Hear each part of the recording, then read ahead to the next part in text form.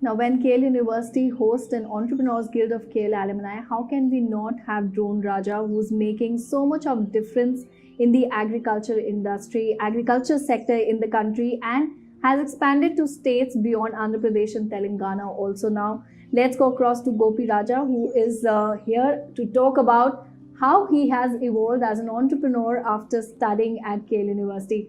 Gopi Raja, welcome once again. How are you doing? Yeah, hi, nice meeting you. So actually, as a normal student, I have started in my engineering, and when I started my engineering, I was don't have the proper clarity of which path to be chosen and which after engineering what should I do. Such a kind of clarity I was not there. But when I was going through my semester exams and all, I used to be lot of times I used to be they sit in the seminar halls and I used to listen what the speakers are saying and what the trend is going on. Like that I used to observe. At that time I heard that our chairman sir Kone Sachinaran Garu is always used to say our students must be a job givers instead of job seekers. These words had been inspired me a lot, and then I thought I should start a startup company. That's how my journey has been started. Yeah, it was a startup company and you've earned a title for yourself. You're known as Drone Raja now. How has the journey been so far as an entrepreneur? Yeah, it's really a roller coaster journey. Every day won't be the same. We can enjoy every day. It's something like elephant in the what we call forest. We don't know, like someday a tiger may chase you. Someday we'll get plenty of food. It's something. It's all about a roller coaster journey altogether, and obviously we are doing really great. Previously we used to operate in only in AP and Telangana. Currently we are operating all over India, and we are right now expanding to the trainings also. As our Honorable Prime Minister Ji is always used to say, Atmanirbhar Bharat, Make in India. And they want to make the drone industry as a global drone hub by 2030, and they want to give around 5 lakh employment to the youth of this country by 2030. So to make the vision into a reality, we want to be the one of the key tool for the government to make this vision as the reality. Absolutely, you're making a lot of difference, and your company Fopple Technologies is also one of the fastest growing companies. But let's talk about, there's a saying that you need to have an industry experience, and you being a young entrepreneur who started his own company immediately after university, do you believe in that you need to have an industry experience before starting a company? The greatest thing every student can enjoy in the university is every semester and every subject is having something called lab tech into the class and project based semester exams, so that the student can convert their ideas into the project and they can convert their startups into the project, and that's how they can get the industrial exposure. And every student is having a flexible academic system. Like they can be at 75% in the 75%. If they have 75% attendance, that's enough for to attend the examinations. Other 25% they can go to the industries, they can get the exposure, and they can start working on their own startups and all.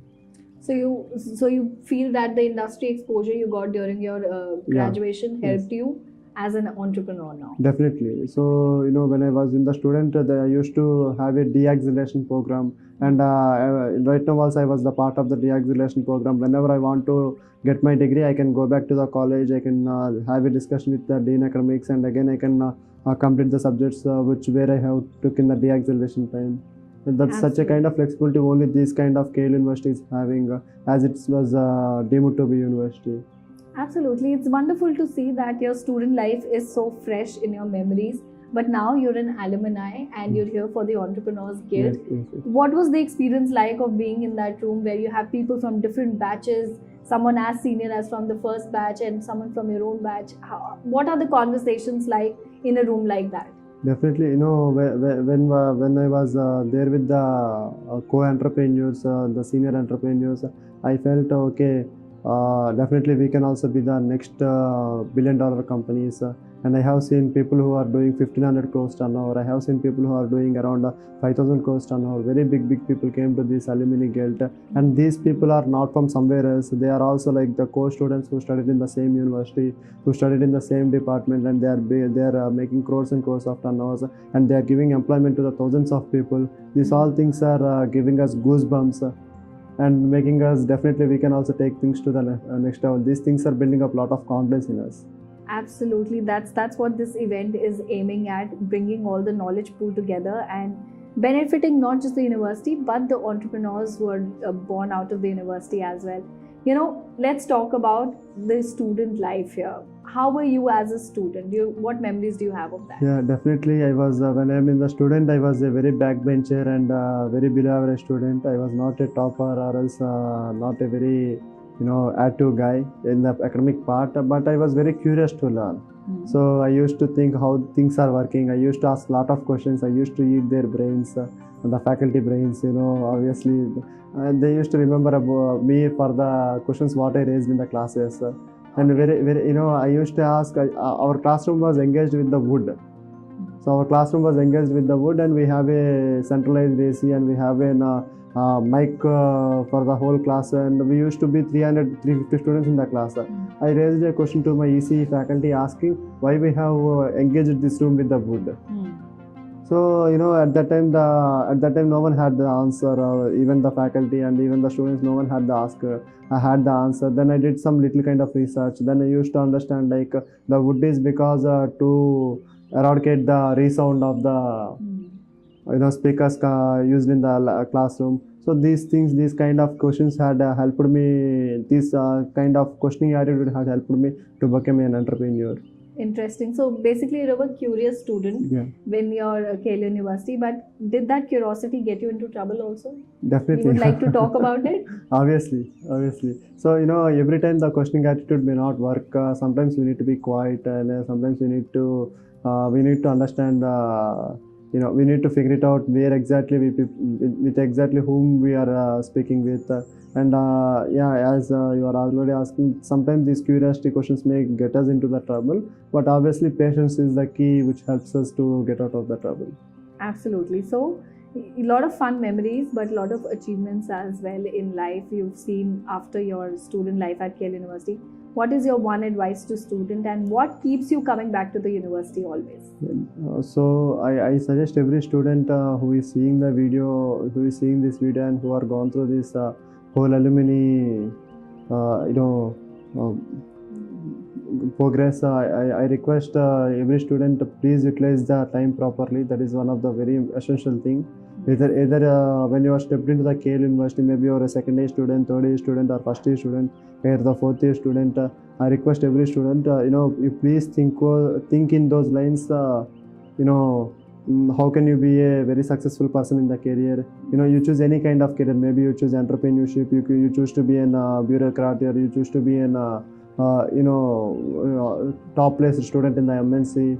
So I request every student, you please focus on which area we are spending our time. That is one thing. And one more thing to our generations, maybe it may be advantage or disadvantage. We are round up with the social media.